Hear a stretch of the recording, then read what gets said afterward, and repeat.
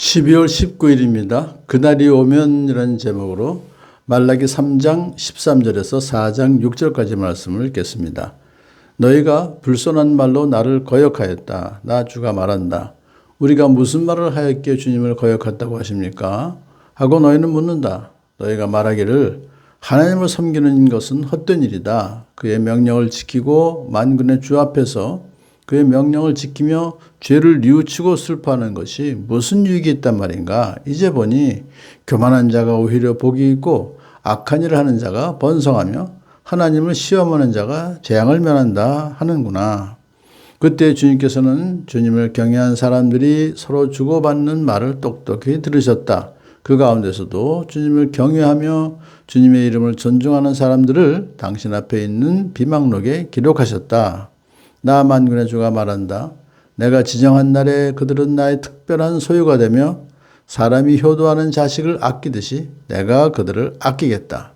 그때야 너희가 다시 의인과 악인을 분별하고 하나님을 섬기는 자와 섬기지 않는 자를 비로소 분별할 것이다. 나 만군의 주가 말한다. 용광로의 불길같이 모든 것을 살라버릴 날이 온다.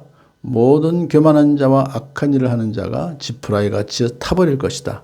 그날이 오면 불이 그들을 살라서 그 뿌리와 가지를 남김없이 태울 것이다. 그러나 내 이름을 경외하는 너희에게는 의로운 해가 떠올라서 치료하는 광선을 발할 것이니 너희는 외양간에서 풀려난 송아지처럼 뛰어다닐 것이다. 내가 이 일을 이루는 그날에 악한 자들은 너희 발바닥 밑에서 재와 같이 될 것이니 너희가 그들을 짓밟을 것이다. 나 만군의 주가 말한다. 너는 율법 곧 율례와 법도를 기억하여라. 그것은 내가 호렙산에서 내 종 모세를 시켜서 온 이스라엘이 지키도록 이른 것이다. 주의 크고 두려운 날이 이르기 전에 내가 너에게 엘리야 예언자를 보내겠다. 그가 아버지의 마음을 자녀에게로 돌이키고 자녀의 마음을 아버지에게로 돌이킬 것이다. 돌이키지 아니하면 내가 가서 이 땅에 저주를 내리겠다. 아멘. 하나님을 섬기는 자와 섬기지 않는 자. 하나님을 섬기는 자를 의인이라고 여기서 표현했고 섬기지 않는 자는 악인이라고 그 분별할 때가 온다. 그렇게 이제 종말에 대해서 계속해서 오늘 본문은 얘기를 하고 있죠. 자, 지금 이들은 이제 이스라엘 유대인들을 말하죠. 너희가라고 하는 것은 바벨론 포로 생활을 70년 이제 한 후에 본국으로 돌아와서 척박한 이스라엘 땅에서 참 개척을 하면서 좀 어렵게 살고 있는 사람들인데 이미 거기에 정착을 하고 있는 이방인들은 아주 잘 살고 잘 먹고 잘 사는 것 같아요. 그러니까 그런 현실을 보면서 왜 우리는 하나님을 잘 믿기 위해서 이렇게 봤는데도 우리는 하나님께서 우리를 외면하시는가. 그러니까 그렇게 말하는 것이 하나님을 거역하는 것이죠. 그러니까 너희가 어떻게 말하냐 하니까 하나님을 섬기는 것은 헛된 일이야. 하나님 명령을 지키고 죄를 뉘우치고 슬퍼해봤자 우리한테 아무 이익이 없어. 그러니까 자기 자신의 이익을 관점으로 중심으로 한 이야기를 하는 거예요. 이익이 없다. 잘 먹고 잘 살지 못한다 이런 얘기죠. 오히려 교만한 자가 복이 있고 저 악인들 하나님을 섬기지 않는 자들이 복이 있고 악한 일을 하는 자가 번성하며 하나님을 시험하는 자가 오히려 재앙을 면하는구나. 이 모순이라는 거죠.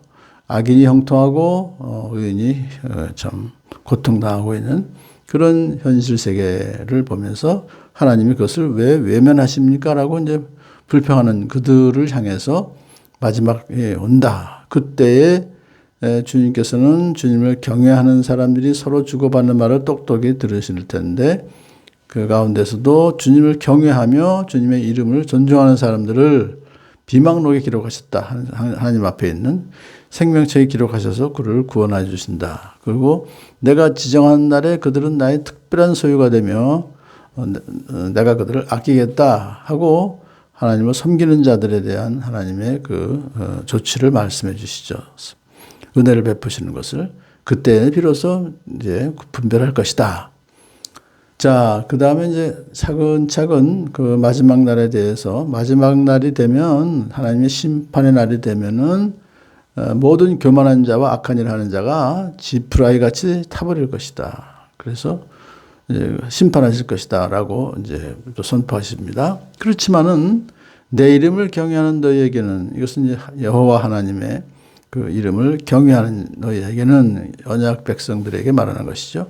의로운 해가 떠올라서 치료하는 광선을 바랄 것이니, 여기서 의로운 해라고 하는 것은 바로 예수님을 말하는 겁니다.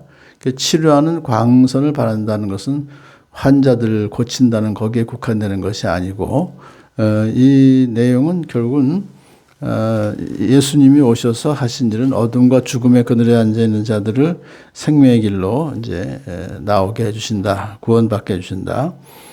해를 높이 뜨게 하셔서 또 어둠과 죽음의 그늘 아래에 앉아 있는 사람들에게 빛을 비추게 하시고, 근데 이것이 빛이 예수님이시니까 예수님을 비추게 하셔서 그들을 이제 참 자유를, 그 다음에 뭡니까? 너희는 외양간에서 풀려난 송아지처럼 뛰어다닐 것이다 그랬잖아요. 그만큼 이제 그 악한 그 어둠의 세력과 모든 고통으로부터의 자유를 얻게 되는 그 날이 올 것이다. 내가 이 일을 이룬 그 날에 악한 자들은 너의 발바닥 밑에서 재와 같이 될 것이니 너희가 그들을 짓밟을 것이다. 결국은 하나님의 심판이라고 하는 것은 예수님 오신 후에 복음을 증거하셨을 때 예수님 아들을 믿는 사람은 심판을 받지 않지만 믿지 않는 사람은 이미 심판을 받았다라고 말씀하셨어요. 그것은 하나님의 독생자의 이름을 믿지 않았기 때문이다. 벌써 이미 심판이 임한 것을 여기서 볼 수 있죠. 하지만 마지막 때 이제 완전한 심판이 이제 이루어질 것입니다. 그래서 하나님께서는 지금 이제 권면하시죠. 나 주가 명령하십니다. 나 주가 말한다.